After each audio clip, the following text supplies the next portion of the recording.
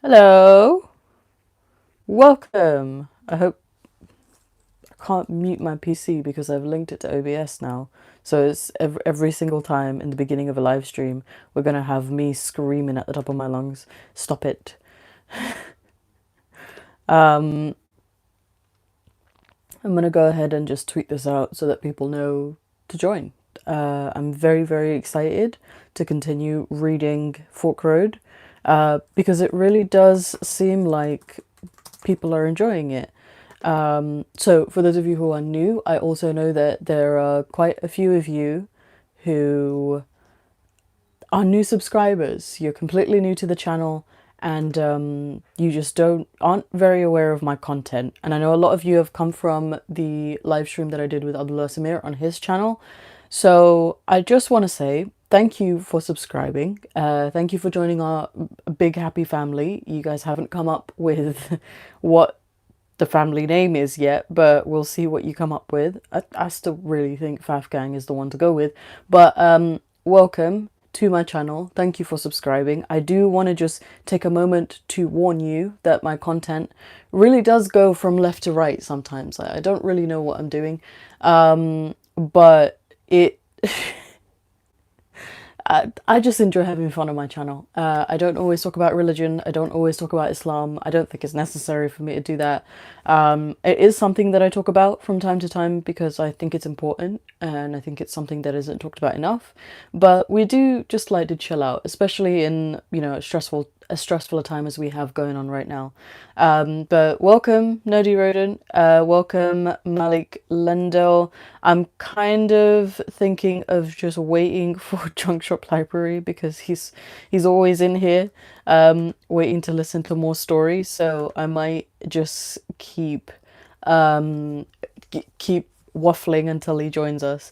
But welcome and thank you for joining us today. How are you guys doing? Thank you, Mike Lindell, for saying that you love the other readings. I'm having a really good time just going through my old work, so it's fun for me, fun for you. Welcome, British Pakistani atheist. How are you? How are you coping in isolation? I'm glad that you enjoyed my conversation with Abdullah Samir, even though it did get a little emotional there in the middle.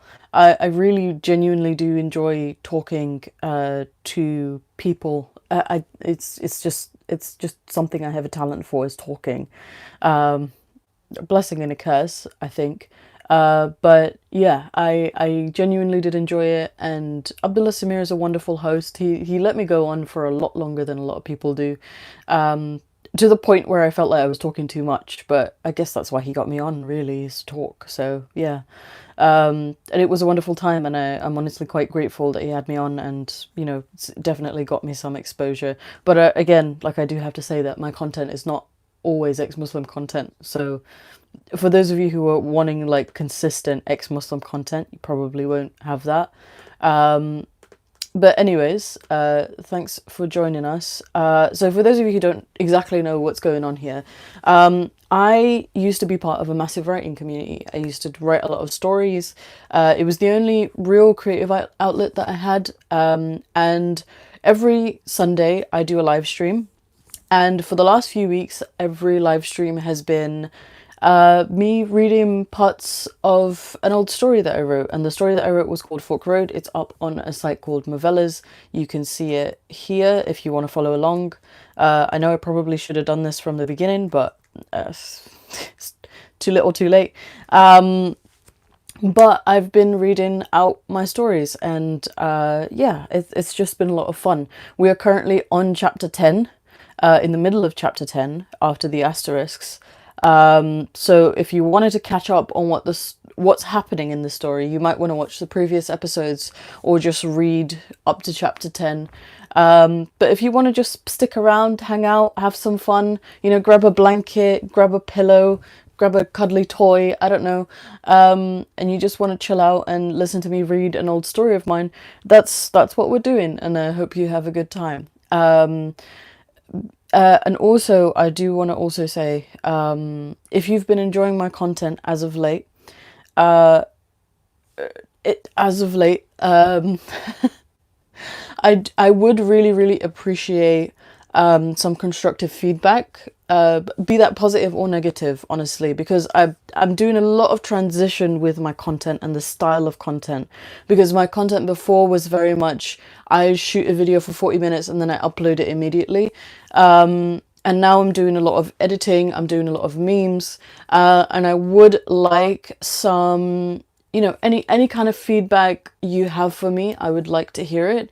I think I'm slowly molding into a style, but I really don't know what's sticking and what isn't sticking. I'm on this path to becoming kind of like more of a mainstream online personality. That's what I want to go for.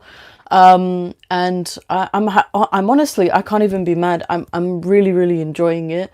So if you like the content, if you don't like the content, leave me some feedback. And, you know, if you want to support me, remember to like, share, subscribe, invite people to the live streams. It's always good to have, you know, a bit of a bit of a chat.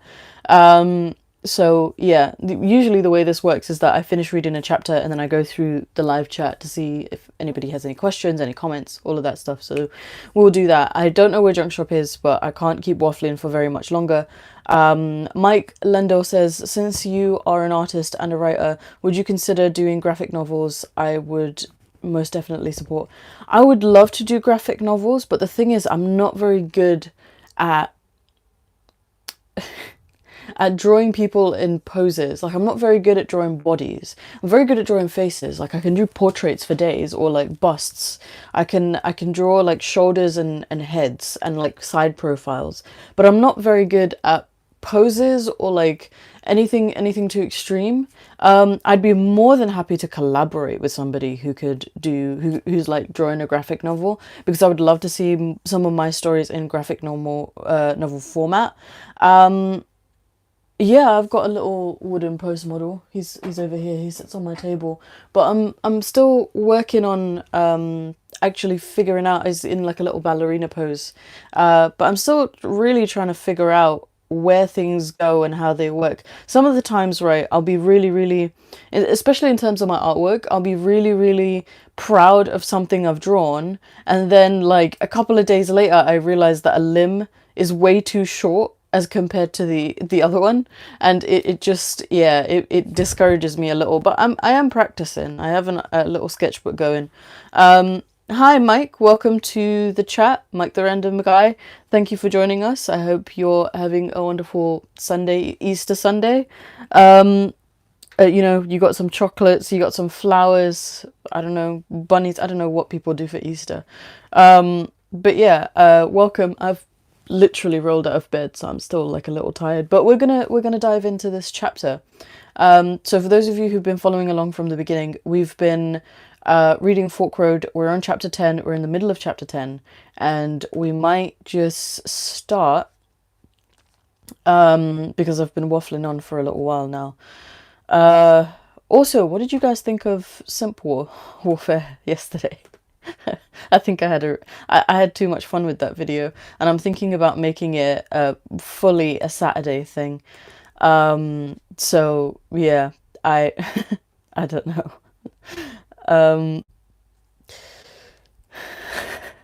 So previously on Fork Road, what's happened so far is that we have our characters, and for those of you who don't want it spoiled, I would click off right now, but we have our characters. We have Han, Agent Han Schmidt, we have Agent Amanda Cross, and we have Lisa Anderson, who is known as Andy by Amanda, and we also have this mysterious favorite character of mine who's called Miller, who runs an underworld, and this is like very intrigue, like secret societies kind of story. But we're going to continue. We're going to go on. The vehicle in question was a large trailer van, large enough for 3 people to comfortably live in as they drove from place to place. Amanda sat quietly, a flask of steaming coffee between her palms, as the scene at the window shifted and zipped away before she could store it in memory. Bradley. Only a few hours away, as the van bumped along the road, Amanda couldn't calm herself. She sipped her drink, the hot beverage burning her lips and tongue, and she tried her best not to complain or question. She just accepted that this was something she had to do. Her memory of Dan soothed her somewhat, but the fear and anxiety of what may or may not come of this mission could not be covered by soothing thoughts of older reminiscences.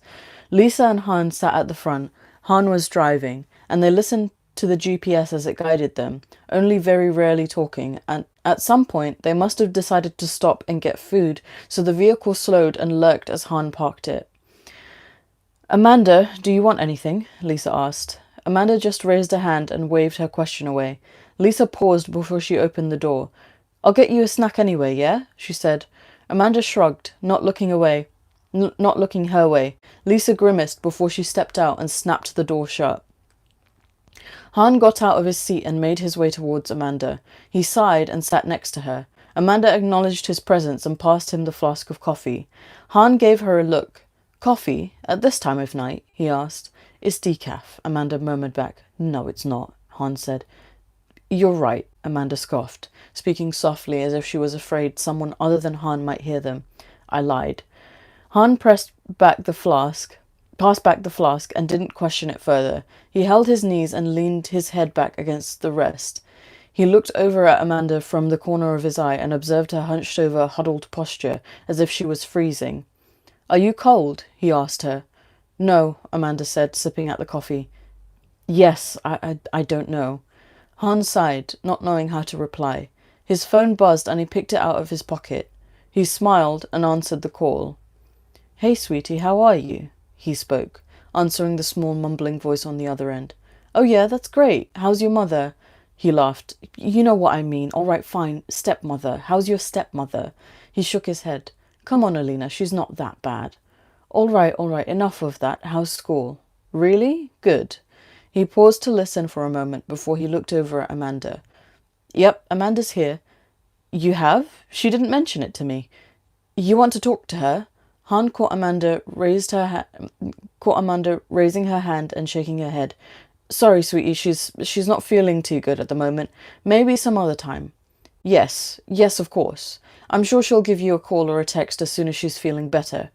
"Okay, I'll tell her. Okay. Yeah, love you too. Bye." Han tapped his phone and put it away, and then addressed Amanda. "That's odd. You're usually quite eager to talk to Alina. She says get well soon, by the way." Amanda shut her eyes. "Han." He sat up. "Yes?" She sighed and shook her head. Do you realize how lucky you are to have Alina?" Amanda asked. "To have someone close that will never forget you, immortalized in their memory." She bit her lip. "I don't have anyone like that." "What are you talking about?" Han said. "I'll never forget you. Lisa won't. God knows Briar won't." "It's not the same," Amanda went on. "It's like how I'll never forget Dan. It's like a stain on my memory, a blemish on my heart that I'll never be able to erase, no matter how hard I try. You could forget me if you wanted to, and Lisa, and Briar, but Alina will never forget you, whether you treat her well or not. I'll never forget Dan. But me," she scoffed, "me." Han didn't know what to say. He didn't know what this all meant. "Amanda, don't talk like that," he murmured. "Han." Amanda breathed, sniffing and blinking tears. "I'm terrified. I'm afraid of what's waiting for me in those woods. Amanda, you know I wouldn't let anything bad happen to you if I could help it." "That's just it," Amanda pointed out. "You can't help it. It's an inevitability." She wiped the tears from her face. "I'm going to die and nobody will remember me. Nobody will miss me. And it's not the dying that I'm scared of. It's what might be waiting for me after." Han pondered Amanda's words. The strange sense of guilt rose up out of his sense of duty, and he shuddered. "I'm sorry," he said, as if that might help. "You know that, don't you?" "I've told you," Amanda scoffed, humorless in her composure and appearance.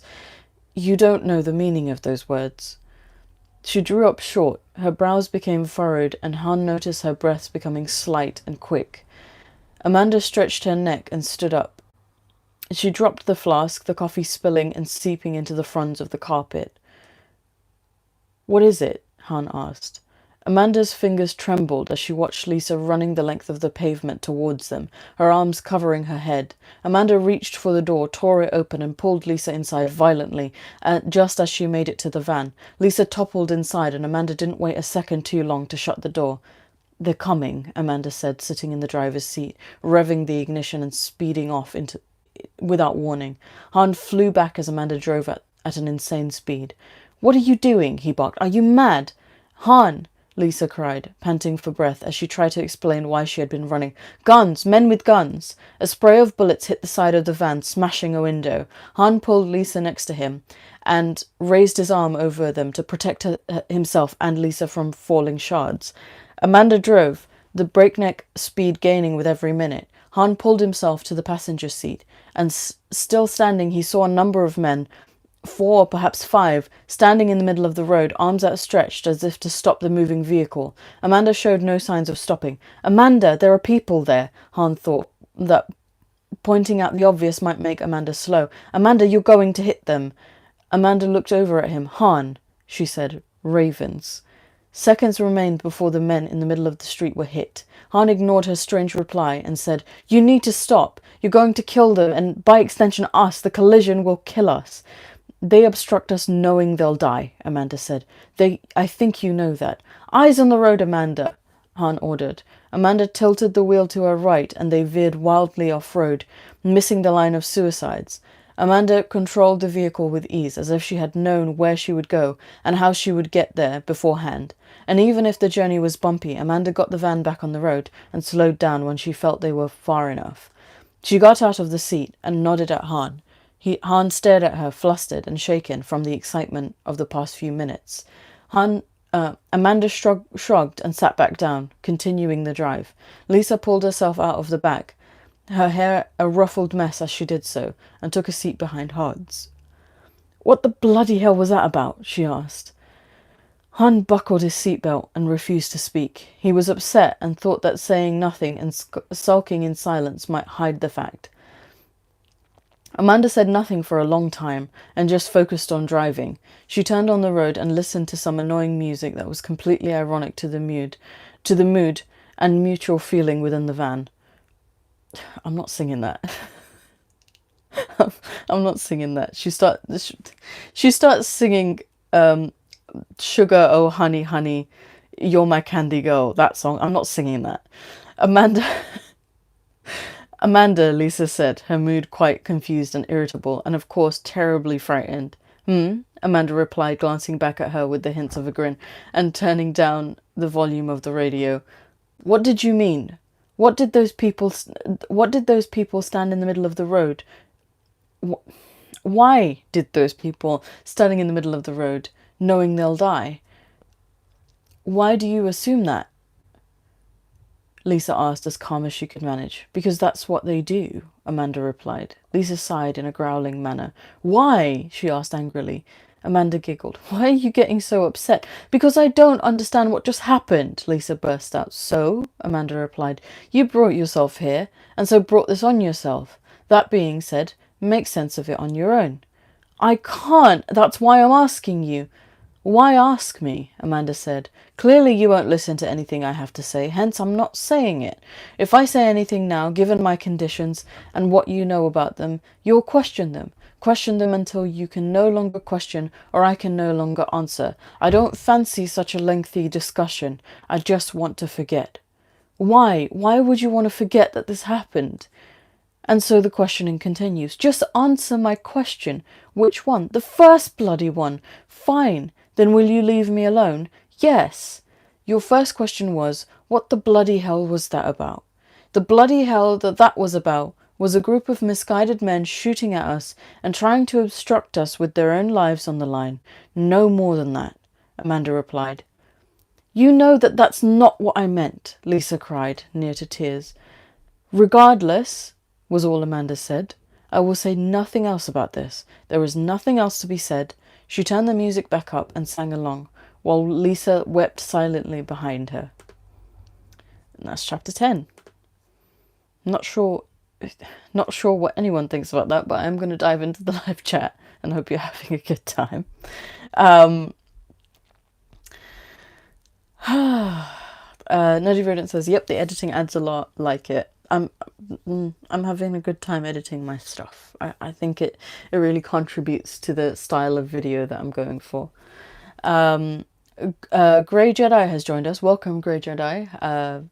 I hope you understand what's going on, and that you're having a good time. We're just reading a story. It's a dramatic reading on my part. MD Nirjo has joined the chat. Thank you for joining. He says, "Hey, have you ever been to Bangladesh? Just curious. I'm from Bangladesh, ex-Muslim. I was born in Bangladesh and I've been back to Bangladesh twice. Can't really go back. I have a death threat on my head from a number of people, one of which is from my own grandmother. But I have been to Bangladesh. I was born there. I'm very Bengali. I'm from Sylhet. My father, or my dada's body, my paternal grandfather's home is in Uttar Malaym in Molvi Bazar, and my mother's body is in Borat, which is also in Molvi Bazar, both in Sylhet. I'm a Sylheti girl. So yeah. Andy Fleming says, "How did you develop your accent in Canada?" I'm not Canadian. I'm British. I can understand how that's confusing because I was on Abdullah Samir's channel, and he's Canadian, but I'm not Canadian. I'm British. I've always been British. I've grown up in London. I'm a Wembley girl. That's who I am. Andy Fleming, how am I supposed to get an answer from you? I check the chat between chapters, so we're going on to chapter 11. We've just finished chapter 10, so that's what we're doing. So yeah. Grey Jedi says, "I don't think she can stop as title says dramatic reading." Nerdy Rodent says, "This is a reading stream." Malik Lindo says, "I think it was nice thus far." So yeah. Andy Fleming says, "Is the story of Viking Scott book?" Nope. Malik Lendell says, "I would say instead of saying a song that goes against the mood, just show the song and let it contrast with the mood." I do in the story. I do. I've actually okay. Fine. I'll read it for you, but I'm not excited about it. So in that chapter, hold on. Let me just find it. Give me a sec. I'm not a singer. So after the whole, she runs over all these people and veers off to the side of the road, she starts singing. Where is it?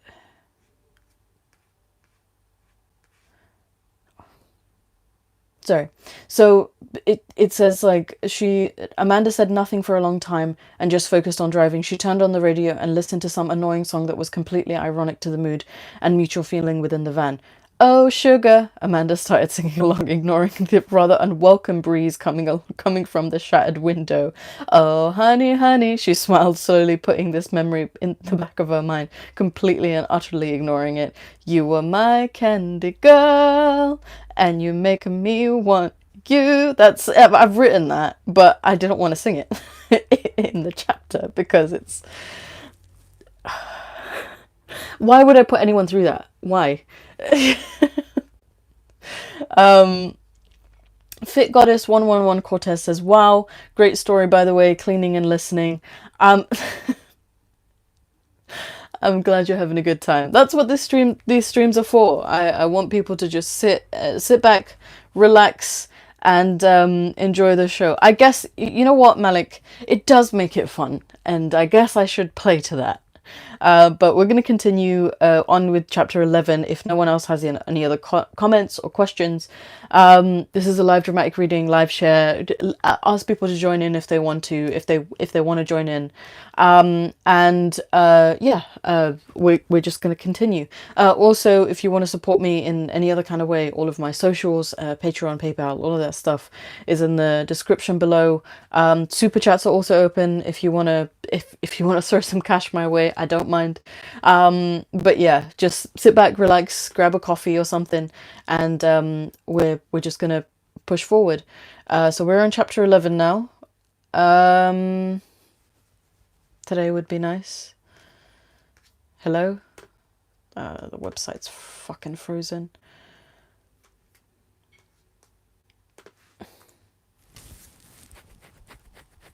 Sorry. Give us a sec, we're having some technical difficulties. Okay, we should be able to move on from here. Okay, great. So, chapter 11. Nothing Lisa did could make her understand what was going on. She asked for this, she knew that. But she clearly didn't understand what she had been asking for. She snuffled and sniffled and cried without meaning to. It was extremely out of character. She hid her face every time she thought another watery spell was coming on and tried her best to keep her distance from Amanda, as far as she could in the compact space of the van. Lisa was beginning to see the truth in the word lunacy that everyone had attributed to Amanda. She carried on as if everything had been normal, as if everything that had happened, everything that those men had done, and the way Amanda had behaved was nothing out of the ordinary. Lisa couldn't shake that. Her nerves were on end. Han didn't say much to her, and as shaken as he might have been at the time, he didn't appear as angry or upset any longer. Amanda found a quiet spot and parked the van. She shut off the engine, folded her arms, and rested back on the seat. She heard the door slide open, and either Lisa or Han stepped out and wandered off. Amanda shrugged and shut her eyes. It was night. She was tired. She had no intention of becoming a ball of stress. There was already bad thoughts gnawing at the back of her mind, without the aid of a dozen others that both Han and Lisa were no doubt thinking. They didn't know what Amanda knew. She knew that Han could rely on that, but could Lisa? Amanda heard Han sigh and take the passenger seat next to her, the seat squeaking a little under his weight. Amanda yawned, loud and proud. "What do you want, Han?" "I have questions," he muttered. "Could you sound any more depressed?" Amanda chuckled. "What's got you down, Han?" "What was that?" he asked. Amanda paused and then said, "You've killed more than your fair share of Nile Court members. Shouldn't you know?" she asked him. "You could have killed us all," Han protested, though not daring to raise his voice. It was as if he was more afraid than upset. "But I didn't," Amanda responded. "That's what matters." She straightened in her seat and looked at him. "Can you trust me enough to know what I'm dealing with? What we're dealing with? They would have happily died if we died too. That's what they do. That's what they are." "We could have confronted them," Han said. "We could have dealt with them the way we should have." "That would have gotten us killed," Amanda pointed out. "Han, we didn't come here to fight them. We don't have the manpower for that, let alone arms, targets, strategic locations. We came here just to investigate, find whatever it is that has piqued Alpha's interest, and head home." "So this is what we'll be doing?" Han asked her, "behaving recklessly every time we encounter them." "We play them," Amanda told him. "We encounter every encounter, every instance, every twist, every turn, we play them. They have the upper hand here. We can't engage with them like we did in Montreal."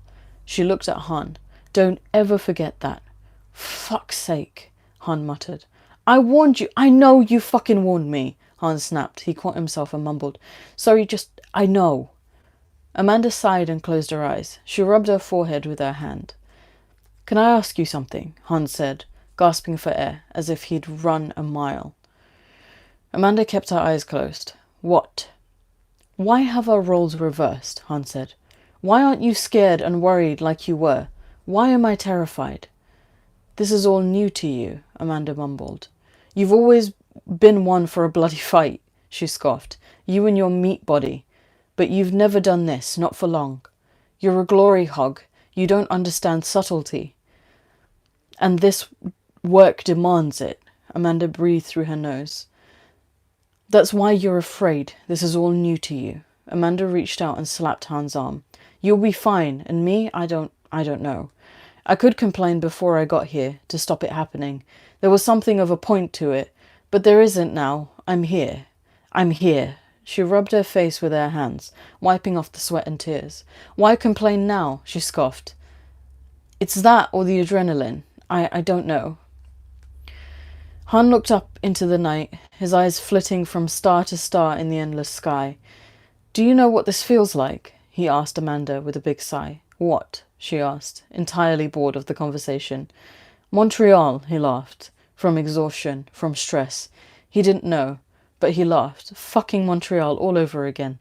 That's us, Hans Schmidt and Amanda H. Cross, living the high life, Amanda joked. It's not funny, Amanda, Han muttered. No, she agreed, but if we can't laugh about it, then what can we do? She got up to stretch her legs. We have to make our peace with this whole affair. We can squabble and complain after, but as of here and now, we have a job to do. Han shook his head.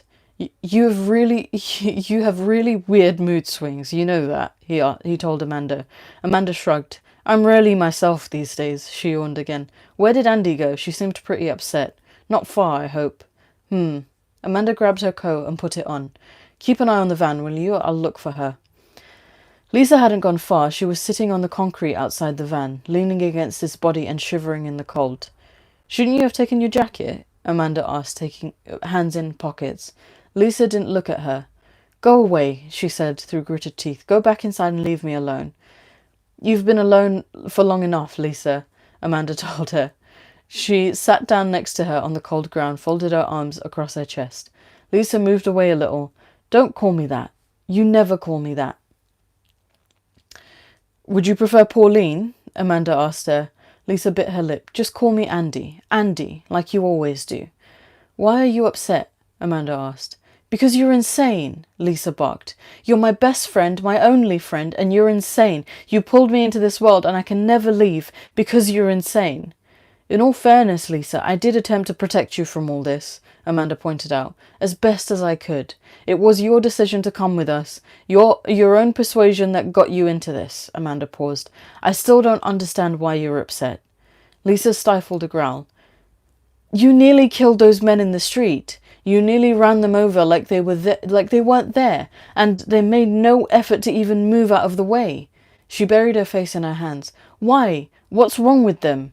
Lisa mumbled. What drives a person to give up their own life? Amanda mumbled. They're fanatics. That's what they think their purpose is in this life, Lisa. To be run over in the street to stop you and Han? To be martyred in the name of protecting their ideals and the people who believe in those ideals, Amanda corrected her. Lisa looked at her hands. They were shaking, quaking with the experience. She didn't feel good. She didn't feel clean or well kept. She felt like a caged animal that was beyond confusion and befuddlement. She didn't know what to do with herself. What was it that Han said? Lisa mumbled. Did he say that you were one of them once? Amanda nodded. Once. Lisa didn't say anything for a long time. She looked away from Amanda into the nothingness of what was the dimly lit road ahead. In the darkness she could see something of a lone figure walking towards them, probably just a passerby in this lonely street. There didn't seem to be much life about. She hated the suburbs for this reason. It was never exciting enough, but she supposed that was what got her into this mess in the first place. Were you like them? Lisa asked Amanda. Were you a fanatic? Amanda shrugged.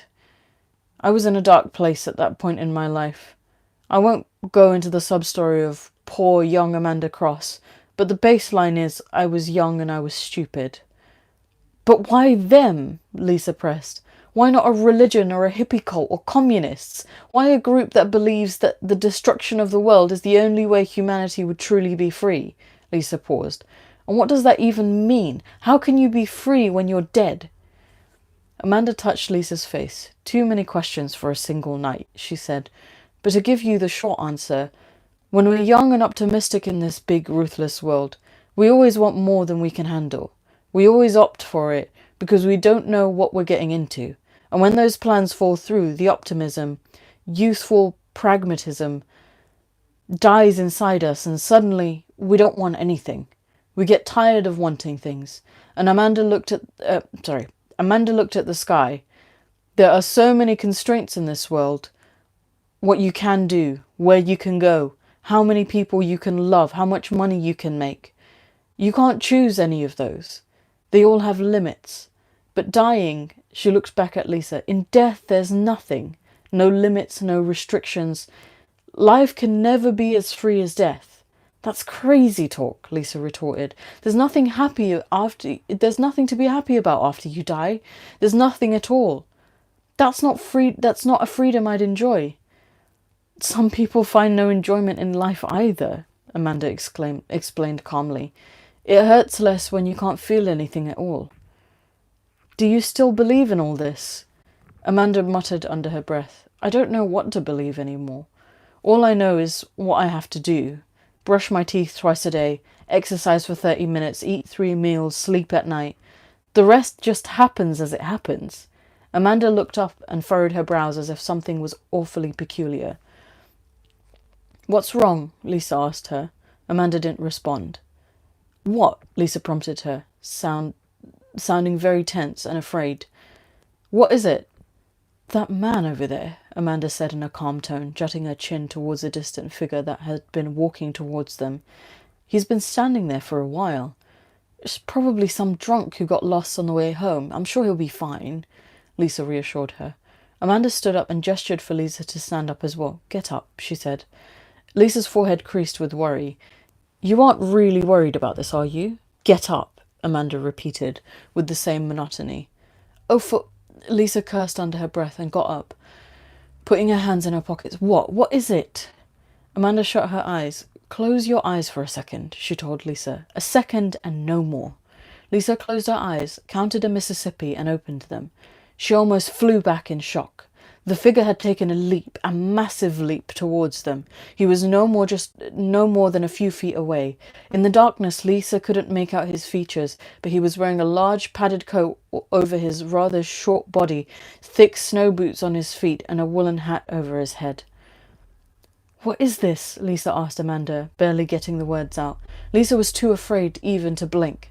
How did he do that? What do you want? Amanda asked the man. What are you here for? The man just chuckled. Lisa quaked. There wasn't anything else she could think to do. She wanted to call for Han, but realized he must have been sleeping. Andy, Amanda said, I need you to do something for me. Lisa looked up at Amanda. What? I need you to approach it. Lisa pushed Amanda away. No fucking way, Lisa bawled.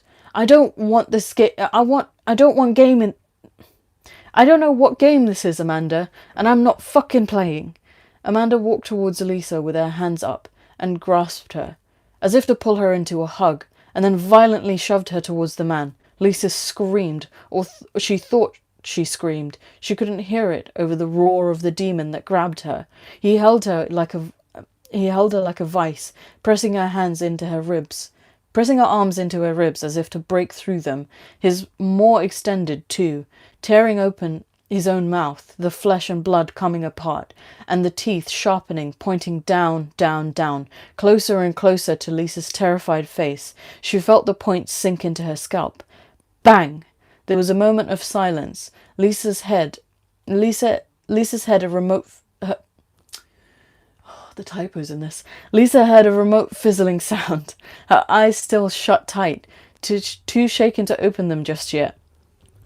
She moved, realized there was nothing holding her. A shudder ran through her as she cracked her eyes open and saw a corpse on the ground, a clean, bloodless hole in the middle of its pale forehead.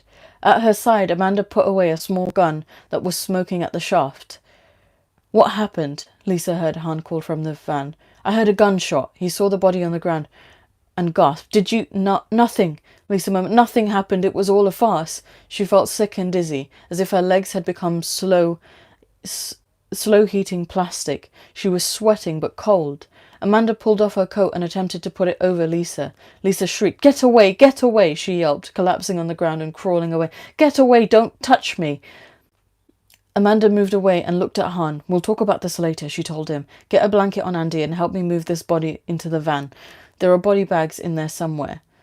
From the sound of it, Han sighed and placed a blanket on Lisa's shoulders before stepping onto the gravel to help Amanda.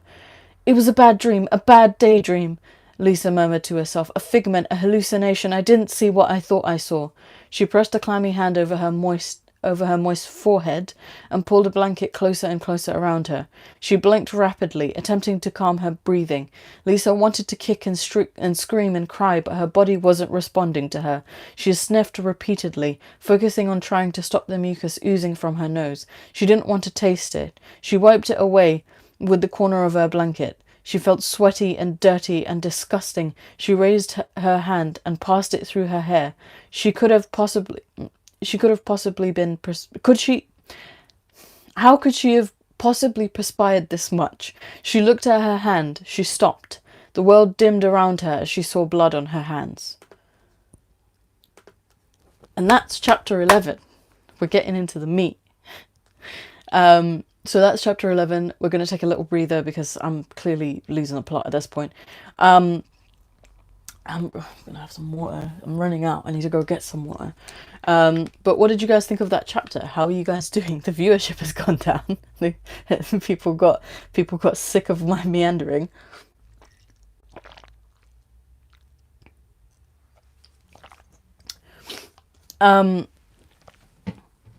I'm just looking at the live chat. Sorry, my head's spinning a little. my head's spinning a little. It's a lot to read without taking a breath, because the chapters, if there's a link up in the chat that I've linked the story if you want to follow along. You might have to sign up because the rating is a little I don't know. My brain isn't working this morning. It's a Sunday, like it's been a heavy week, but it's a lot to read in one go because the chapters are really, really long. I don't know why I made them this long, but yeah, I'm just looking at the live chat. Andy Fleming says, does Amanda get killed by Han in the end? I actually haven't finished this story. This story has no ending as of yet. It's a story that I haven't finished. I actually could not decide if I wanted to kill Amanda off, because I have a habit of killing off my characters in my stories, and I just didn't know, because Amanda's constantly like thinking that I'm gonna die, I'm gonna die, I'm gonna die, I'm gonna die. And also before this, her partner Dan Fisher, who was her love interest, and all of that stuff, and he went through a lot of similar things, he's dead. So I really don't know. I couldn't decide, and that's one of the reasons why I never finished the story. But I'm thinking once I finish reading this, I might actually go ahead and finish it, and then we can have like a finale. But I mean, even if I had finished it and something did happen, I wouldn't spoil the story like that. I mean, come on. But Ishtiyaq Hussein's joined us. Welcome. You're a regular of mine. I'm quite happy to have you. Fitness Goddess says, Fit Goddess, sorry, is getting good. It is. This is... pardon me for truly enjoying my work. I really, really do enjoy my own work. So, yeah. Grey Jedi says, can you do different voices for the different characters? I don't know how to do accents, that's the thing. So Amanda is actually British, but both Lisa and Han are not. Han I actually intended to be German, and Lisa is American, but I can't do accents. I'm not good at it. And yeah, that's my problem. But I hope you're enjoying the story regardless. Also, feel free to read out my stories on your own channels. If you can do voices and you're better at narration than I am, which I'm not perfect because I can't do other kinds of accents or other kinds of voices, feel free to do so. Like my work, my work is up on a public forum, so you're more than welcome to take it and read it. I would love to see people's renditions of my work. Ishtiyaq Hussein says, please keep your head upright while reading. It's why your head is spinning a little. I need to get like a little breakfast table so I can actually prop my laptop, because my laptop is like, this is my laptop. It's like down here. But yeah, I think you're right. I think it's because I'm like this the entire time, and all you can see is the top of my head, that my head is spinning. But yeah, Charles Armstrong, hello, welcome. We're reading a story. You've joined like halfway through the stream, so I just want to take a brief moment to explain what's going on. I used to write stories, and I'm reading one of my stories. Yeah, that's what we're doing. We are 11 chapters in, so you might not be all caught up. But I mean, if you're down for the banter and you just want to, have a sip of coffee while somebody reads a story that they wrote like 4 years ago, go for it. I'm you know, I'm always happy to have whoever wants to join in. Also, if you're enjoying this thus far, please do remember to like, share, subscribe, invite people to come join the chat. Come join the chat, come listen, come have a good time. It's Easter Sunday, it's time to relax. So yeah, also Charles Armstrong, I have received your email. I am still going through it. I don't often, it takes me a hot minute to dive through long emails, so I'm just going through it and I'm like addressing little parts of it, so I will get back to you, I promise. But it is sitting in my emails for the moment. Yeah, we are 11 chapters in, but the last few live streams, they're all titled, they've all got Fork Road in the title. You can go and listen from the beginning if you want to, but if you just want to sit here and hang out, you're more than welcome to. Malik Landell says, do you have a writers group? That would be a cool thing to start, a secular writers group. I would be more than happy to. The only thing is, right, for some reason, and this is gonna be another series on my channel at some point because I want to get Saf in on this, is that the writers group that I was a part of when I was a kid, there used to be a lot of drama in that group, and for some reason any group I joined, there's just a lot of drama, and I don't know if it's me or if it's just the kind of spirits that I invite, but I mean, I'm more than happy to start a writers group of artistic people who want to like collaborate on work. So like, for example, the idea of me creating a graphic novel, if you can find an artist that can do that, more than great. It's wonderful. I would love that. It is my dream, like it is a dream of mine to make a story of mine into a video game, because I think that some of my stories are like deep enough that you can make like a playable video game out of them, or like a play by like story, you know what I'm saying, like a clickable story and things like that, where you can have options. So it would be great to create a group like that where you can collaborate with people, not necessarily so we could make like money making ventures, but just like work that we can share, like art that we can create. So yeah, I would love that. I mean, we could tweet that out, we can create a hashtag, we can make a group. I'd be down. I'm more than happy also if people wanted to join this site that I used to write on, and then we can make a group from there, because I've made so many collaborative works on that site. It's not even a joke. Like, I've made so many collaborative works. They're a little cringy because a lot of them are roleplay, but they really, really are amazing collaborative works. So yeah. Andy Fleming says, did you write that story? Yes. Everything that I'm reading in my live dramatic readings are things that I've written myself. I wouldn't read somebody else's work. It wouldn't be me sitting here reading Dickens. Like any old gaffer can read Dickens, you know. But I think it's something else to put yourself on a platform and blast your own work, you know. So that's what I want. So the link to the site is just movellas.com. Yeah, movellas.com. So this is the link. So you can go and join, and maybe, and I think my user's still running. It's called Midnight Rogue. So yeah. Hold on, I'm just working my way through the chat. Malik Landell says drama is needed for good writers. True. But some of the drama that's gone on in this writing community, some of the drama has spiraled out of control. Like, I am still angry about drama that happened like 7 years ago, because I still can't believe it happened. I'm not going to reveal anything because that would just completely spoil the series. I don't want to spoil it, because it will be a series at some point. I have kept screenshots from 7 years ago of this drama. I'm that angry about it.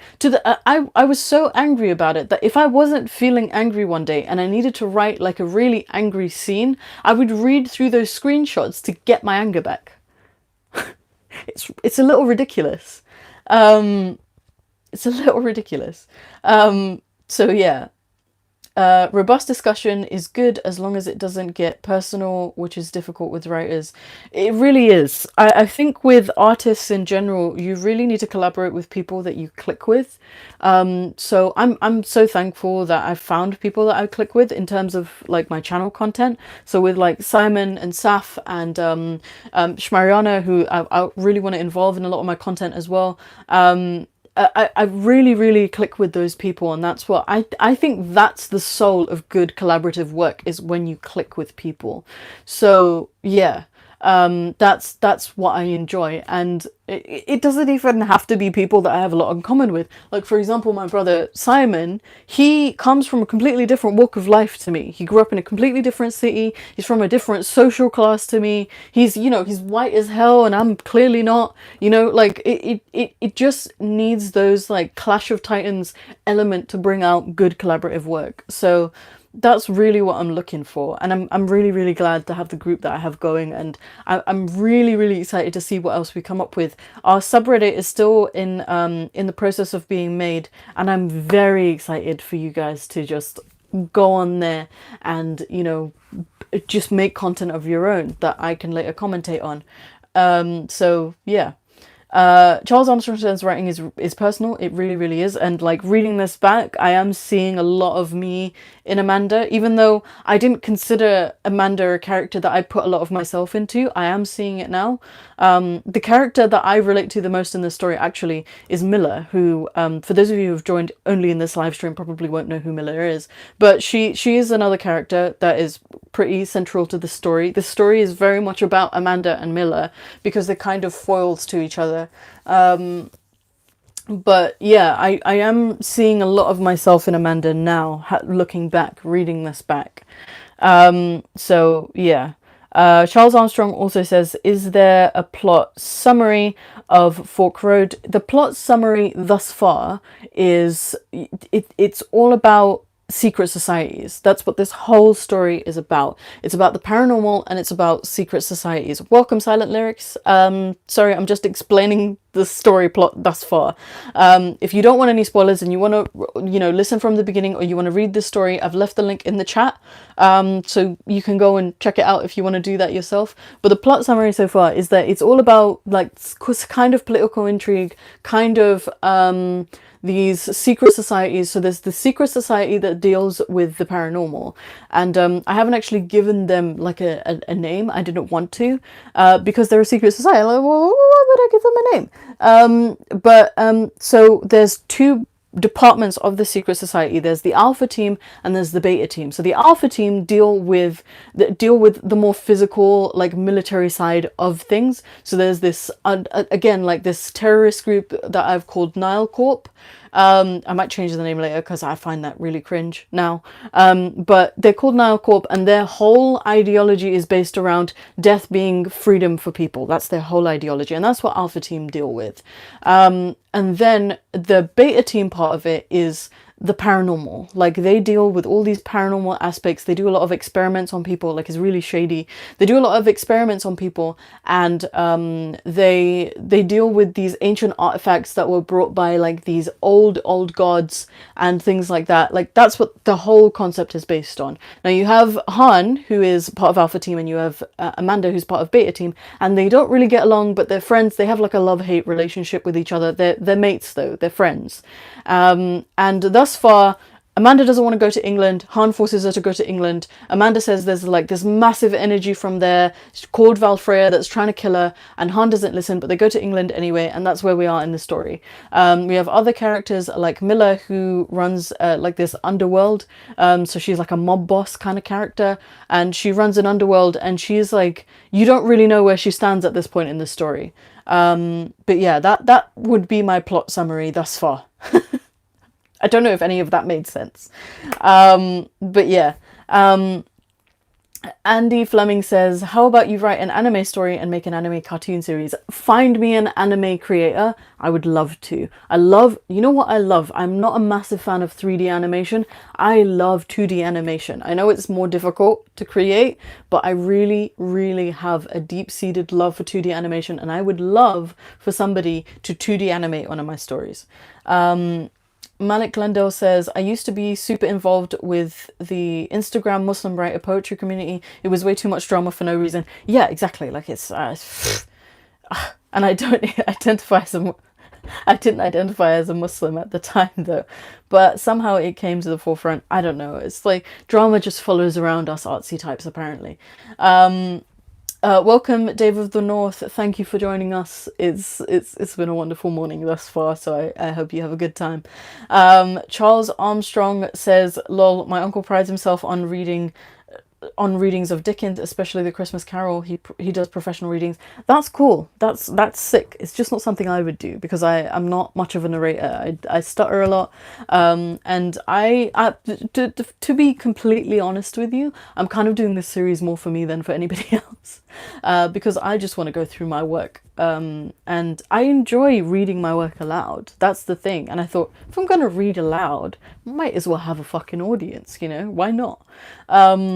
But we are gonna move on because let me just check how much battery I have on my on my. So we've murked through half of my battery. So yeah, we are going to continue reading. I appreciate you doing this. I need human contact, lol. I'm the same. I've found that like me being in my own home is really like getting to me, and I don't really get along with a lot of my housemates. Not like I don't get along with them. I don't want to get too close to them. I like treating them like neighbors. I don't like treating them like, oh yeah, they're my mates, because I get overwhelmed by people as well. But I need a lot of like human contact, so this helps me a lot. Like me making content, communicating with a group of people, and then also doing live streams helps a lot in isolation. So yeah, and for those of you who are lonely during isolation, I have a whole isolation series, so go and check that out if you want to. It's a playlist. I have a playlist on my channel that's just called COVID-19 isolation series, so go for it. But we're going to move on. We are on chapter 12 and we are moving on. Okay, it was a long ride to Bradley. After Lisa had risen from unconsciousness, Amanda had allowed her to drive for a while. Driving always calmed Lisa. Amanda refused to offer any kind of explanation until she felt that Lisa was ready to hear about it. Lisa heard Amanda and Han murmuring and muttering about the incident behind her, not to mention over a... Sorry, I had a burp.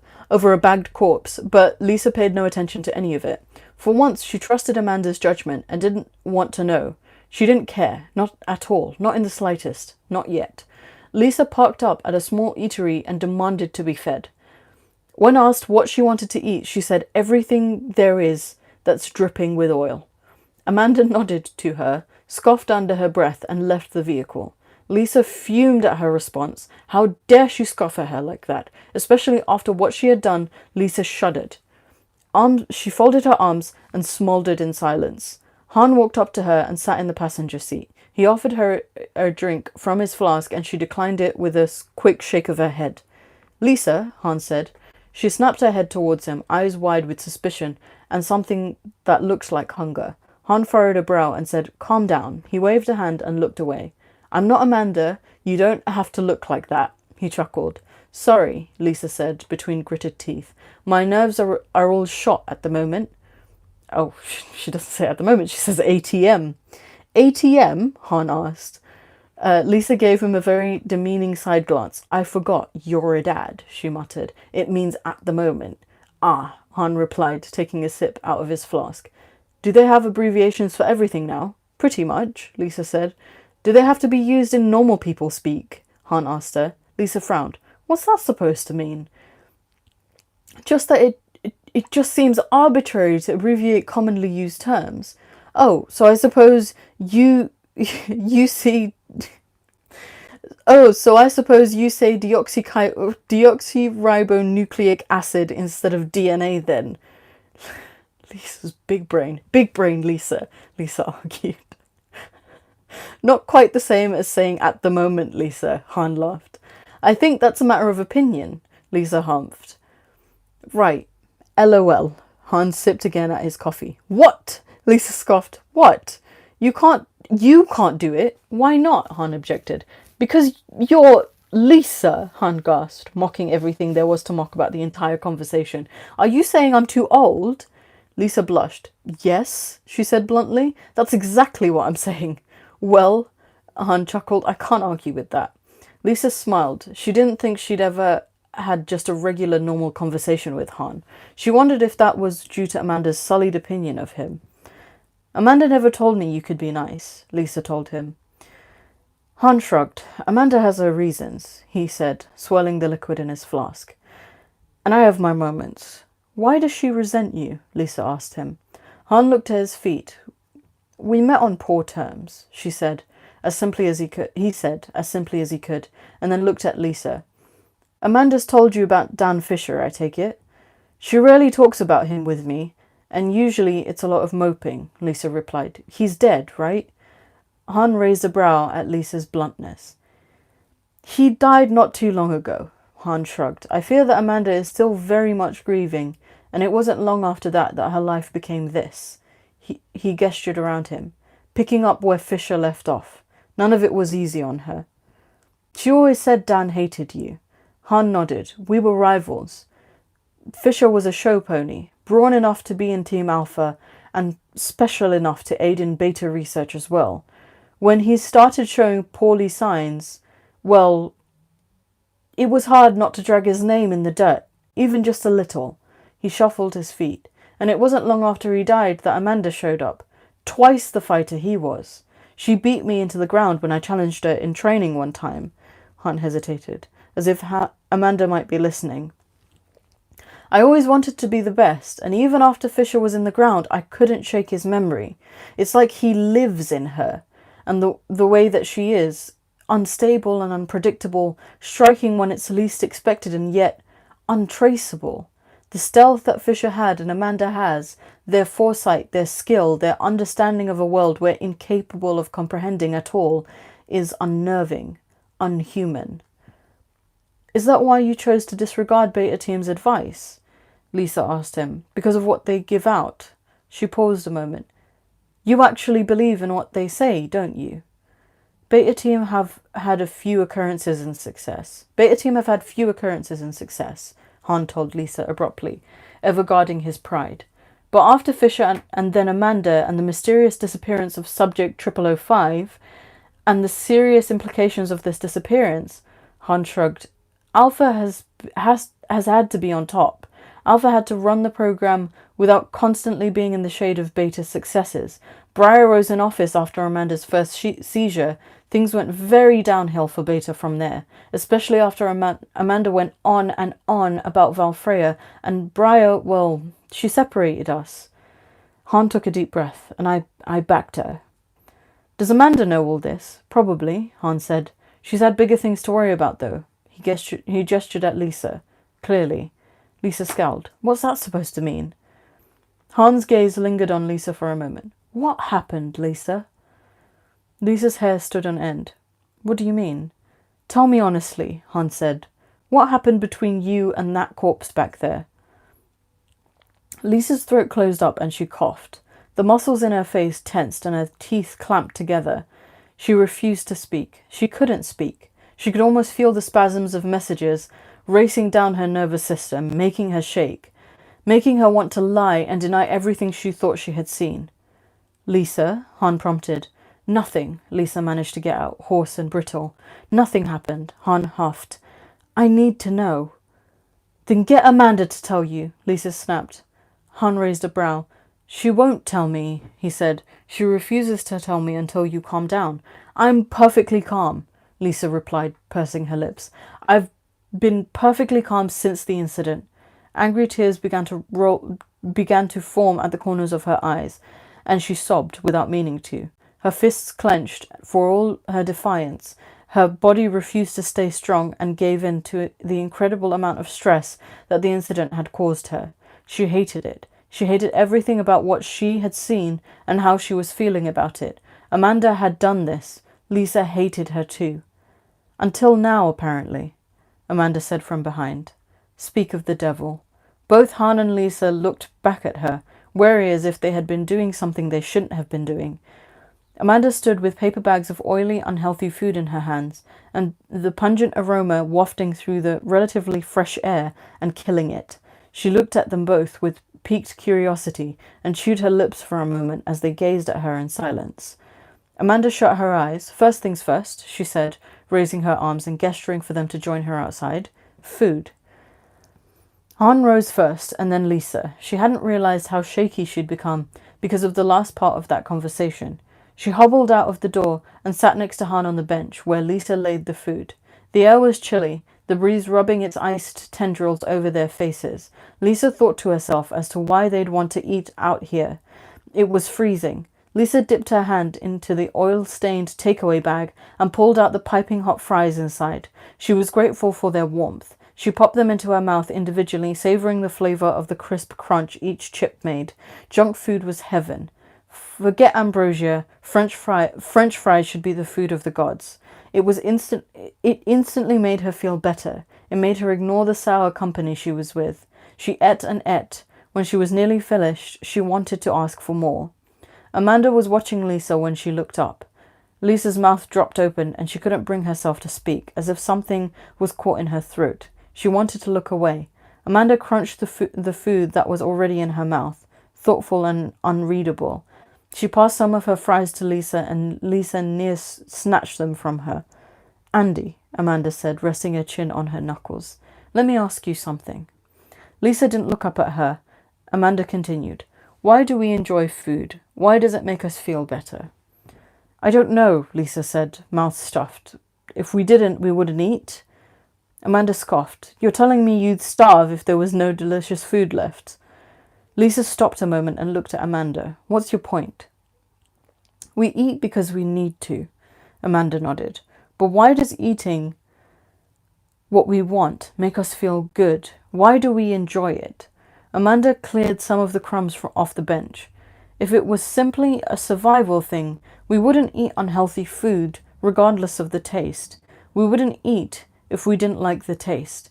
We would end up equally enjoying other things we do simply for survival, like shitting when we need to.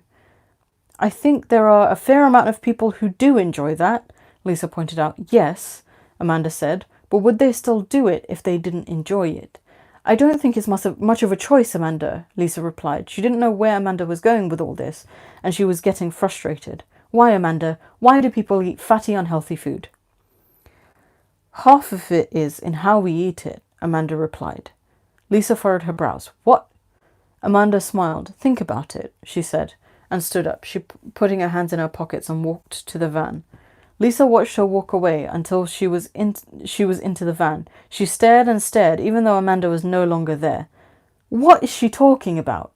Lisa mumbled. Han scoffed. You know, Lisa said to him, why didn't you say anything? Han shrugged. It's Amanda's game. I didn't want to ruin it. Game? Eat up, he said, patting her back and getting out of his seat. Wait, Lisa stopped him before he wandered off. What's the answer? Look at your hands, he told her. Look at your face. Lisa furrowed her brows again. Because we can eat messy? It engages more of our senses to eat with our hands, Han said. It heightens our experience of the food. It processes through more than just through smell and taste. We can feel it, he smiled. It's primitive, animalistic, and accepted in society. What has that got to do with anything? Anything at all? Why does it matter? Lisa said, becoming more and more frustrated. Han shrugged. I don't know what Amanda's overall point was, but that's the answer to the question. Fuck. What? She really is crazy, huh? Lisa asked him. She's playing the long game, Hans said with a soft sigh. She has a point, she always does. She just conveys it in small spurts. He gestured to the van. Pack up, you can eat inside, we should get going. Lisa watched him leave and took the leftovers and placed them in the takeaway bag. She took them into the van and shut the door behind her and sat in the back to finish eating. She heard the engine roar to life, and they shifted as the van started moving. Amanda came towards her and sat opposite to her. Enjoying your food? Amanda asked her. Mm-hmm.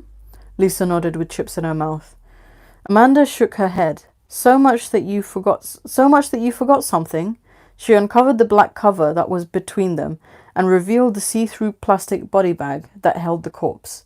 Lisa stared and scrambled back, scattering her fries everywhere. Are you insane? She snapped. Get it away from me. This isn't funny. Amanda looked at her with all seriousness. We're going to talk this out like adults. You're going to get it all out and we can continue on this ridiculously terrible idea like adults. No, Lisa said, tears running from her eyes. Fuck no. Lisa, Amanda said, keeping her tone calm. Do you want to go home? It's not too late to. The van stopped abruptly and Hans stormed down from the driver's seat. She can't leave, Hans said. You know she can't leave. Amanda looked up at him and said with the same calm tone, no one is asking you anything. She looked over at the driver's seat. Did you seriously just park us in the middle of the road? Are you stupid? Amanda, drive the car, Amanda told him. Drive the car and stick to driving the car. Han huffed, his face fuming with belligerence. He stood in his place with fists balled. Go and do your job, or I'll drive us all back to the airport and fly myself and Lisa back to Philadelphia, Amanda told him, and you can explain to Brian and Javi why you allowed me to do that. Han stared at her. You really are a piece of work, Amanda. I know, Amanda replied. I really shouldn't have brought you, Han muttered. Should have asked for someone with more experience, more obedience. Han snarled at her. Amanda looked at him. Why didn't you? Han, I'm hardly the cream of the crop. I'm not even alpha, she added. And also, if you remember correctly, I didn't ask you to come here. He stomped back without a moment's pause. He kicked the engine into a roar again, and they sped off. Amanda returned her attention to Lisa. Well, she prompted. Lisa nodded slowly. Her nods quickened and started crying. She started to cry like a small child that had lost its mother and hadn't the slightest idea of how to find her. I want to go home, she wept quietly, her face in her hands. Look at me, Amanda told her. Lisa looked up, sniffing and blinking the tears out of her eyes. We aren't going home, Andy, Amanda told her. None of us are going home. She pointed at the corpse. The pale, sheet-white face with a bullet hole in its forehead in the exact center. This is where we are. This is what we're doing.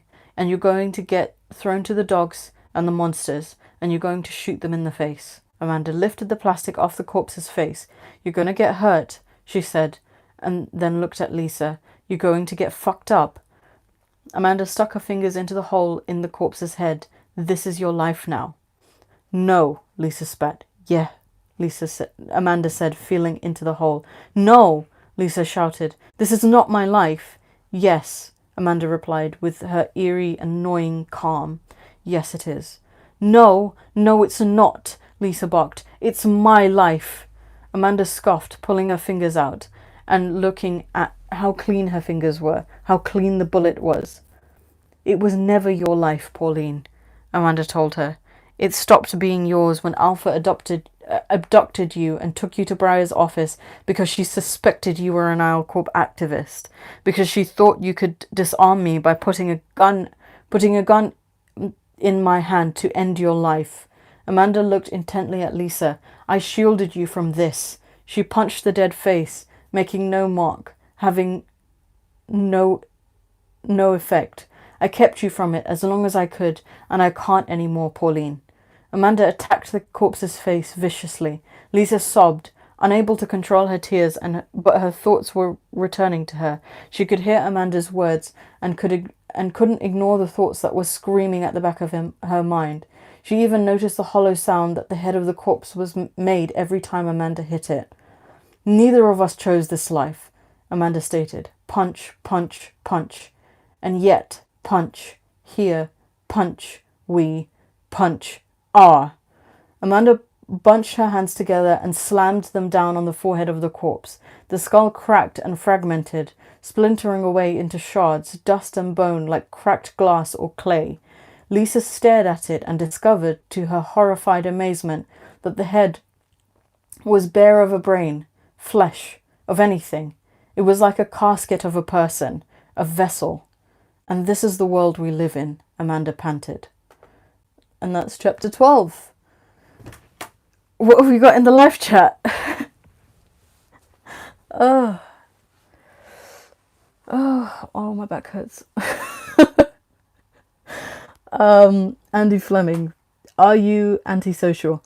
I have my moments. I have an extroverted streak in the sense that I enjoy people, and I like going out. I like running around. I like talking. I like dancing. I definitely have an extroverted streak, but I also have a deep introverted streak where some days I just hate everybody and I want to stay in my room. But that might also just be my depression, because I do have clinical depression. So I don't know. I can be antisocial, but for the most part, I'm a very social person. So yeah. Ishtiaq Hussein, you're helping us too. Thanks for sharing your life. You're welcome. You're welcome. Mike Lendl, this got deep about that, the eating, that is. Yeah, I don't know. I can't remember exactly why I went on that tangent in the story, but it kind of worked. I'm not entirely sure Amanda made a point, but I mean, it's just waffle. It's just me being 14 and this is deep. Our duty, I'm innocent. Want to discuss religion? Do you take calls? This is not what this live stream is about. Maybe in a different live stream. You know what? You know what? We might take calls later. Actually, I am going to be... You know what? If you really, really want to have a discussion with me, I am going to be on another person's channel. Let me just find them. Give me a sec. If you're serious, I am going to be on another person's channel tonight in roughly 6 hours. Roughly. It is the Raging Atheist channel, I believe. The Raging Atheist. I'll get the link for you. Give me a sec. I am going to be on his channel, and I'll also let him know that there are people who want to fuck around. I'm going to be on his channel at 8 p.m. BST, British Summertime, and we're going to be talking... Saf is going to be there as well, and we're going to be talking about ex-Muslim stuff. So if you want to call and you want to have a discussion, you go join me there. That's where you can reach me, all right? So I'll leave the channel link there, and you can join me if you want to join me there. So yeah. Ishtiaq, Faye will not be giving out her personal cell number to people she doesn't know on the internet, and it's not fair to ask her. Really isn't. Really, I'm not precious about my phone number, as some people have found out, but I'm certainly not going to just throw it up on the internet. Charles Armstrong, phew, yeah, that definitely was quite a chapter. Dear Dad says, guys, I invite you to Islam. Thanks, but no thanks. Charles Armstrong, does Islam do takeaways? Oh, that somebody needs to start a restaurant. I mean, I'm a vegetarian now, so it wouldn't really benefit me, but somebody needs to start a restaurant called Islami. I'm not copywriting it, so you can go ahead and do it if you're a restaurant owner. Ishtiaq says, can you share a little bit about your thinking process and writing process before and during writing? So in terms of my writing process, a lot of it just was pure muse. So back in the day when I was 14 and deep, I started writing. Okay, so I had a long journey. I have a long journey with everything. I had a long journey with writing because I was never treated like an equal when it came to like English language. When I was a really young kid, like in primary school, I'm talking about like ages like 0 to 10, like I was always treated like the kid who didn't know English because I wasn't born in this country. Like my English teachers were really horrible to me. They would always put me in the lower sets and the lower classes, so I never really had a love for English. But as I grew up, became fundamentalist, and I couldn't really invest in a lot of arts. Like I couldn't really draw or like do music or drama or anything like that. I took a lot of time to read, so I started reading a lot of fiction. I started reading a lot of classics. I'm a big Shakespeare fan. I've read almost all of his plays. I've read Geoffrey Chaucer. I was a massive fan of literature, and I've always wanted to write. I was very, very skeptical about writing, but I joined a writing community, which was Movellas, which I've linked in and out of the chat, and it became this thing where a lot of people, I would like read a lot of people's like stories, and I would leave them like criticism, and they would be really, really appreciative of it. And there were certain people who were like, you should try writing something. Why haven't you tried writing something? And I was very, very nervous because I was always treated like a second-rate person who didn't know English, you know? Like it was always like that. And I started writing one thing. I remember it was like just like a short creative piece about G.I. Joe. It sounds dumb, but I promise that's what it was. And it like really hit with the community, and the community really, really gave me a lot of support, and they were like, you should keep writing. So it just became like my creative outlet to constantly write. And I would take an hour or 2 hours out of the day, actually at night, because that's when all of my thought processes were buzzing. I would take my creative processes and I would just, you know, push myself to put something out every single day. I would put out a chapter every day on novellas, and sometimes more. There were times where I would do competitions where we had to write like 50,000 words in a month, and I would bang it, you know. I used to compete with one of my good friends. Her name is Molly Luby. She is a published author, and we would compete to who could finish 50,000 words first. So yeah, my processes, generally what would happen is that I was really into watching people play gameplay. So I was really, really invested in like Assassin's Creed and the stories behind gameplay. So I would watch a lot of gameplay on YouTube, and I would get a lot of inspiration from that. And you can probably see that in the story actually. And you know, with like the secret societies and all of that stuff. And it was just like a massive inspiration. And I would just sit there and I would write and write and write and write and write, and then like I would read it, I would finish writing, I would like read it to myself out loud, and I would like edit the parts that I didn't think were good. And then like the community was also really good in giving you feedback, and like there was just this lovely, oh, you read my work, I'll like critique it, and then they would read my work and then critique it, and it was just really, really nice. And then you would also have like people who could favorite your work, so that every time they posted a chapter they would get a notification, and they would revisit, and they would, you know, check up on you and make sure that, you know, you're keeping up to date with your work and there's more to the story. Which is why I always felt terrible if I didn't finish a story. It really, really drove me to try and finish my stories, because people were really out here trying to find the end, like what happens next. So I think it was a mix of me, you know, throwing all of my creative energy into story writing, and also, you know, just having a wonderful community to back it up and encourage me to write. So yeah, it's always been like something that I've been super, super proud of since starting. And it's also why I was kind of nervous to start doing this series on the channel, because I'm very, very protective of my written work. Like I don't really care about my other types of creative work, but my written work is something that I truly take pride in, and I'm very scared of being told off for. So yeah, that's my process. Sorry, that felt like a really long-winded answer, but that was my process. But moving on, Silent Lyric says, life is unfair and God is unfair, doing whatever he wants to us and creating everything because he is God the creator. Is that true? Life is unfair because the universe is chaotic. It's got very little to who made it. It's got very little to do with that. Dear Dad, what's up with the obsession with God? Can't you be an atheist without disrespecting people's beliefs? I'm sorry, but God constantly disrespects everybody. God, I know this has become a completely different live stream now, but God constantly disrespects everybody. He literally wants to burn us alive in hell forever. Shut the fuck up. Bye. And I told you, if you want to talk to me, you want to have a live conversation with me, go join me in my live stream later today in 6 or so hours, 8 p.m. British summertime. You can go and talk to me there, but we're not doing this in my live stream right now. That's not what this live stream is about. Fuck off there. A Popanax, welcome. I hope you're having a wonderful time. We're kind of at the end of the stream. I usually keep this going for an hour and a half, and we're reaching that. So I think that will probably be the last chapter for today. But thank you for joining me, and I hope you enjoy my content genuinely. And if you're not, please do leave me some criticism. Always happy to receive some. So yeah. DNA Waterbag says, multi-talented, beautifully crazy Faye. Yes, that is me. Charles Armstrong. Okay, you're just arguing with the other fucking prick.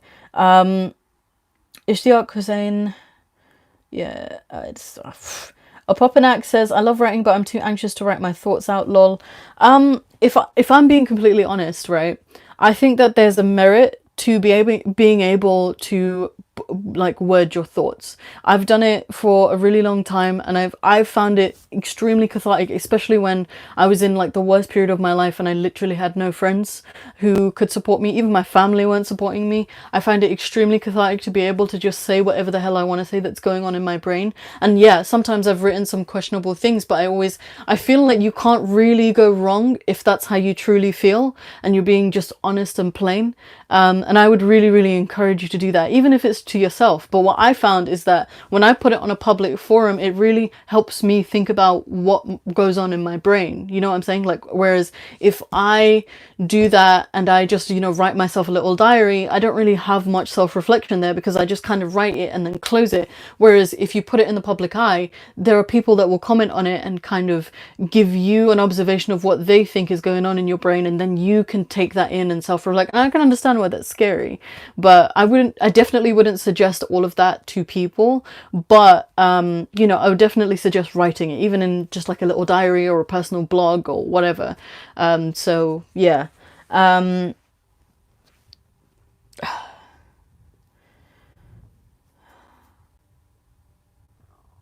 Opopanax, what website was that? It's movellas.com. I'll just link it.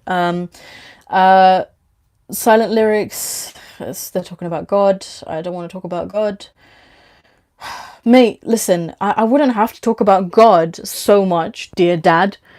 Fitting name, by the way. I wouldn't have to talk about God so much if you didn't fucking bring him up all the time. Like, he's really irrelevant to everything.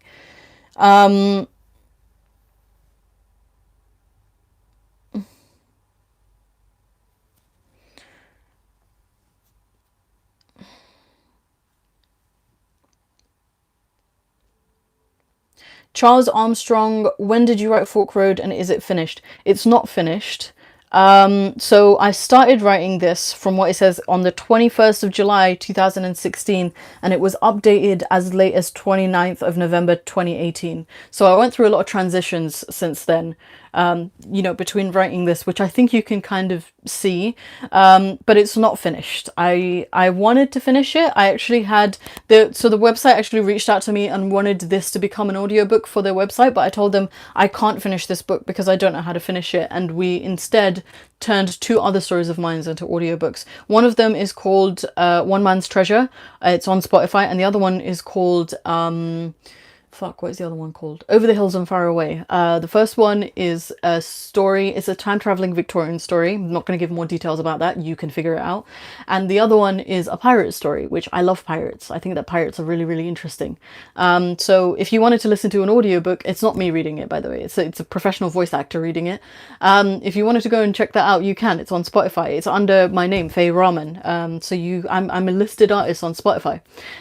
So yeah. Moving on. Did you think life's cruelty makes great creative artists? I think there's definitely a catalyst to it. I think there's definitely, like, suffering is definitely a catalyst to beautiful writing. Sometimes I've come across a lot of artists, like small creators that do different things that are really fucked up. Like, they've done fucked up things, and that also like adds into their art, which I'm not really for. Like, it's like a weird pride that you're a shit person. But yeah, I do think that sometimes suffering makes great art. Is that bad? I don't know.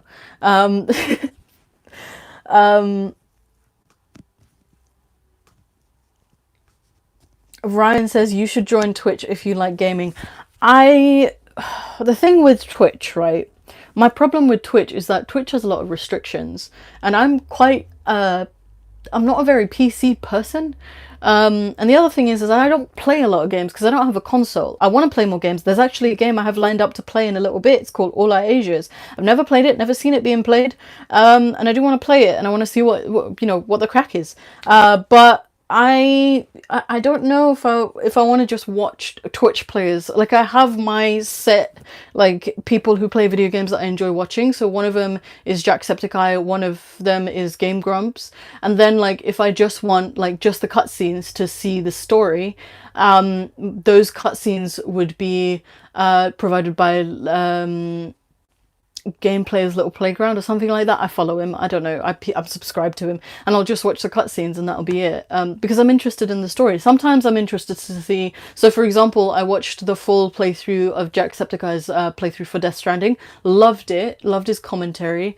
And I don't think that watching that in all cutscenes would have been as satisfying. It's the same. I did the same thing for the new God of War. I think I have a poster of that video game up there. I did the same thing for the new God of War, which was all around Norse mythology, which is my favorite kind of Norse mythology, which is my favorite kind of mythology. So it wouldn't have been the same without the commentary. But, like, for cutscenes, in terms of, like, Assassin's Creed, all the commentary is kind of shite. So I would just watch the cutscenes. Like, one of my favorite stories in Assassin's Creed is Black Flag. Loved it. Thought it was wonderful. So yeah, Twitch really isn't for me, I don't think. Or Pop an Axe. You don't have to feel special. There's nothing special here.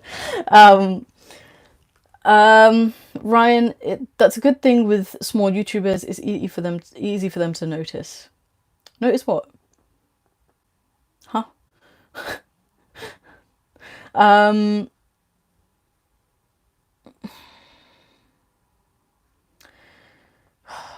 I'm gonna ignore you. Like, I don't like disbarring people from my live chat, because I like promoting free speech. I think that everyone is entitled to say their opinion, and for me, better out than in, I say. But, like, I'm not gonna address your questions. That's not what this live stream is about. I told you, if you want to confront me about religion, I have a live stream later today where we will be talking all about that, but not here, mate. Not here.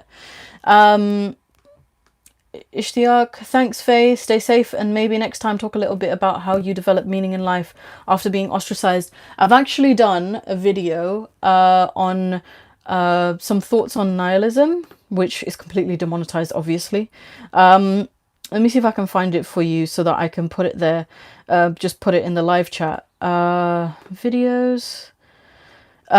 So yeah, I'm still currently developing, like, my sense of meaning, because I don't know if life really has meaning. I'm still exploring it as an idea, but I think ultimately at the base of it, everything is kind of random and chaotic, and we have to make our own meaning in life. And I think that's hard. I understand that that's difficult, and that's why it's easy for people to rely on things like religion. I really do think that that's why. And I honestly, I don't have a problem with that. The moment I have a problem with it is when you start shoving it down people's throats and you start putting it in Parliament. That's when I have a problem with it. But I honestly don't have a problem with people being religious, because I do think it's difficult for you to, you know, sit there and think about how existentially we are all specks in the universe. But this is my video on nihilism and how I kind of find meaning, if you want to go and watch that. But maybe we can have a live stream where we talk about that. I wouldn't mind doing that. Mate, if you're worried about me crossing out the Shahada, you should be more worried about the fact that I drew Muhammad. Just putting that out there.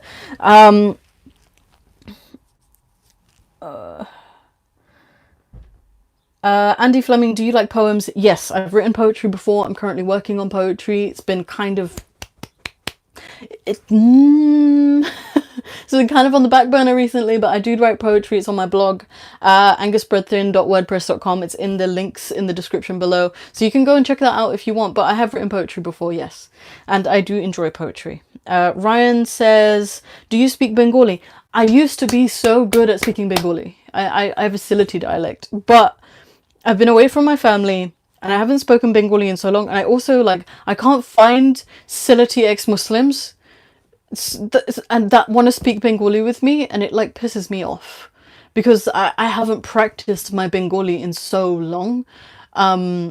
It's annoying, honestly. Like, I really, really want to. I just wish there were more people that I could speak to in Bengali, because I feel like I'm losing my language and I don't want to, because I love speaking Bengali. I love being loud in Bengali. Moving on anyways. DNA Waterback says, reminds me of Yogi Berra saying, when you come to a fork in the road, take it.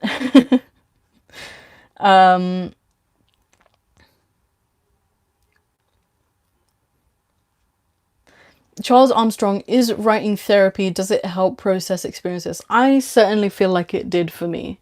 I think that different people handle their own stress in different ways, and for me, writing was definitely a coping mechanism. I have gone to therapy quite a few times. I'm on medication currently. I have tried to sort out my mental health on several different levels and several different occasions, but writing at the time, it definitely was a coping mechanism. And I think that's part of the reason why I've put it on the back burner, because I'm trying not to let it be a coping mechanism, because I actually need to handle my mental health in a proper way, instead of just thinking, oh yeah, there's my mental health sorted for the day. You know, I come up with some brilliant things. I do think that I'm a brilliant writer, but I also think that I need my mind to detox, and then it would be better for me on in a mental health perspective to write after that. My battery is dying, so only going to take a couple more questions. So yeah.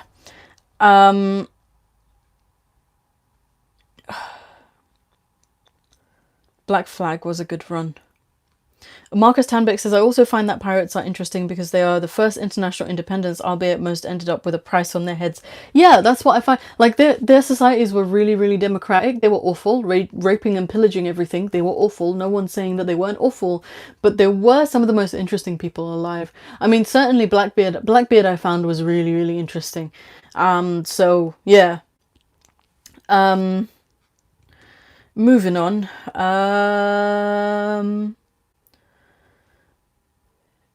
Do you know what a bag is? Fair glitch in the Matrix. I mean, you can't prove I'm not a simulation. Andy Fleming, do you want to have YouTube fun fact channel like the rest of YouTubers? I don't know what that is. Sorry, Andy.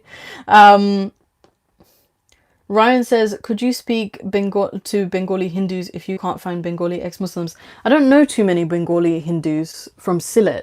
The problem isn't finding Bengalis. The problem is finding Sylhetis. I have too many Dahais who like gang up on me and are like, Daha's better. No, it's not. Okay? Sylhet is where it's at. I mean, there's a lot more extremists there, but Sylhet is where it's at. And I've never had fun in Dhaka like I've had in Sylhet. So, sod off. A lot of you. I'm tired of being bullied by you lot. I'm talking directly to you, Riz, if you're watching. I'm joking. He's never taken the mick out of me because I'm silly, but we've had banter around that. Does anybody speak Arabic? I studied Arabic for 5 years. I studied Arabic. I can read it, I can write it. I can't speak it very well because it just wasn't something I practiced, but I can read it and write it and understand it fairly well. I have like an intermediate understanding of Arabic. I used to listen to all of the Friday khutbahs come out of Saudi every week when I was a Muslim. So I mean, yeah, to answer your question, I can't speak it, but I do know Arabic. Come to East London. Sylhet is all over the place. Hearing the shop names, etc. I really enjoy East London. A lot of my friends, especially my ex-Muslim friends that live in East London, but I'm very, very scared of East London. So yeah, around UK PM today.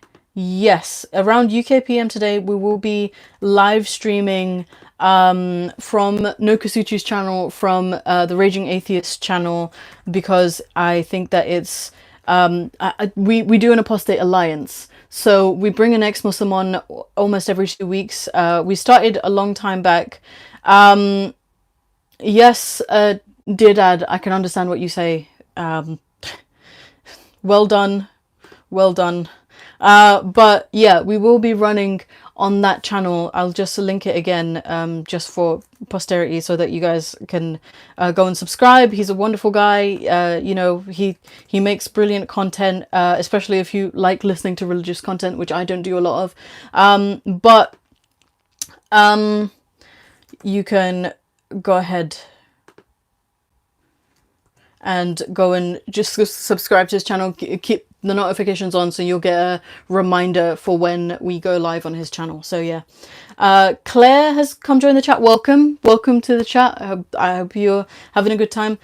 She asks, can I ask you about being racist in your So Young video? Yes, go ahead, please do feel free to ask any questions about that. I'm actually I'll link that video actually, because I think more people, I don't know why no one's talking about it. I'm honestly so pressed about the fact that no one is talking about that video, because it actually scares me that this woman is being allowed on the channel. Let me just open it. And poor Saf had to endure that video as well, because I rang her up out of the blue and I was like, I need to tell you something. I need to tell you something. And then it just became me telling her about this. So yeah. So Claire, if you have a question, I think it will be the last question of the day, and then we will sign off. I think you are a little bit racist for blaming a young girl just because she ate a live animal. I know a lot of Indians who eat live animals. Listen, I've made it very, first of all, So Young is not a young girl. So Young is not a young girl. She is a woman. She is a grown woman, and she's eating animals alive. I really don't think, first of all, age has nothing to do with race. I'm an Asian. Okay, I've come from Bangladesh. I am an Asian. I come from a people who regularly eat fish. I'm a vegetarian at the moment, but it doesn't really matter. I don't think that eating animals is wrong. Eating them alive, however, I'm really, really against, and I don't think that it's racist to point that out. There are many things in different cultures that have, you know, gone out of fashion because they're just evil to do. For example, in India, people used to burn widows alive after their husbands passed away. You know, that was something cultural to India that is very, very frowned upon, and I don't think anyone's racist for saying that that's wrong. In the same way, eating live animals, regardless of the fact of where you're from or if it's part of your culture, is wrong, and I think that we should be speaking about it. And even if it wasn't wrong, children should not be watching it, and her channel is child friendly. That's what I have a problem with, and it's just it just is. I'm sorry. Give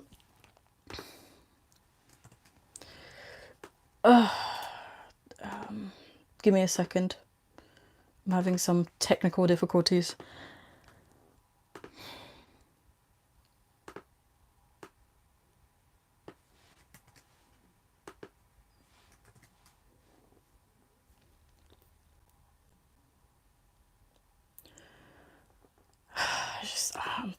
Mate, I told you, if you want to talk to me about religion, dear dad, if you want to talk to me about religion, join us at 8 o'clock on Raging Channels, the Raging Atheist channel.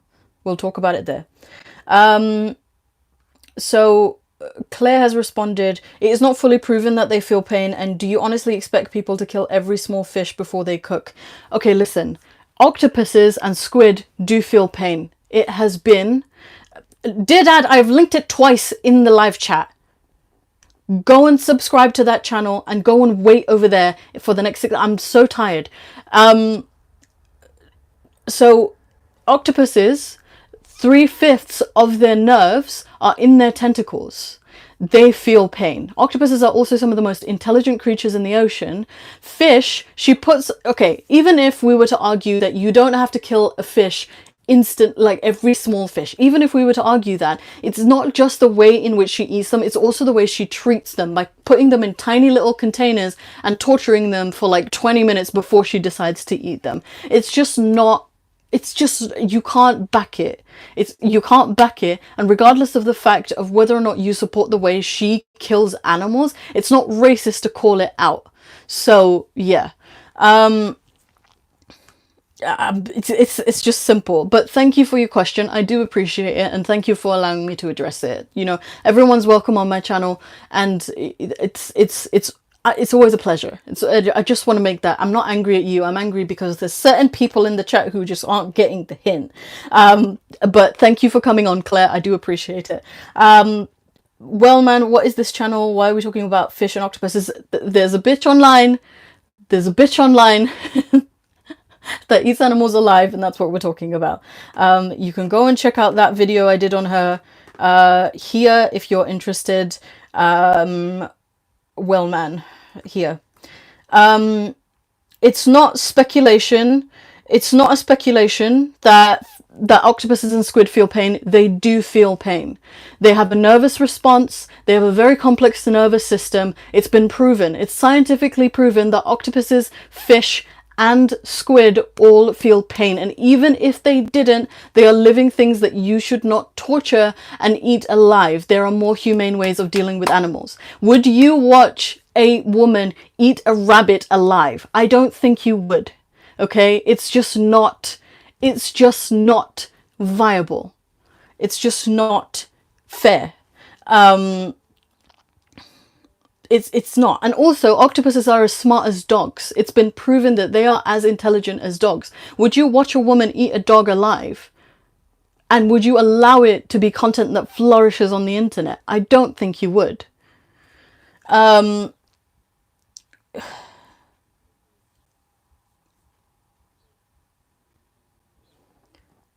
And I really don't think it's racist. Also, she's, again, I will reiterate, she is not a young girl. She must be in her 40s or something. She is not a young girl. So, yeah. Anyways, I think I'm going to end the live stream. Okay, have you not killed ants? You know what I've not done is eat ants alive. I really don't think that this is worth arguing anymore. I think I've made my point. But I will be... So the other channel that I will be live on is called The Raging Atheist. I will go and grab his channel for you for the last and final time because I really do need to go. My camera's dying. The Raging Atheist channel. Give me a sec. I'm nearly there, I promise. This has been a mad one today, guys. So this is the Raging Atheist channel. Go and subscribe. Go and hit that notification button. We will be live in about 5.5 hours now. So it's 8 p.m. British summertime. That's when we'll be live on that channel. And you can, you know, join us when you join us. But thank you for joining me on my channel. I've had a wonderful time. I hope you've enjoyed this story, and we will continue reading this next week on Sunday, and I will see you then. Please do feel free to like, share, subscribe, you know, hit that bell notification icon. If you have, you know, if you want to support me in other ways, all my social media links are in the description below. I have a PayPal, I have a Patreon, live chats, sorry, not live chats, super chats are also open. If you want to support me in a more monetary way, there's no guarantee, you know, there's no need to if you don't want to, but if you would like to, that, you know, that would be well appreciated. And yeah, I will probably see you tonight on the Raging Atheist channel for the Apostate Alliance, and I will see you then. Goodbye.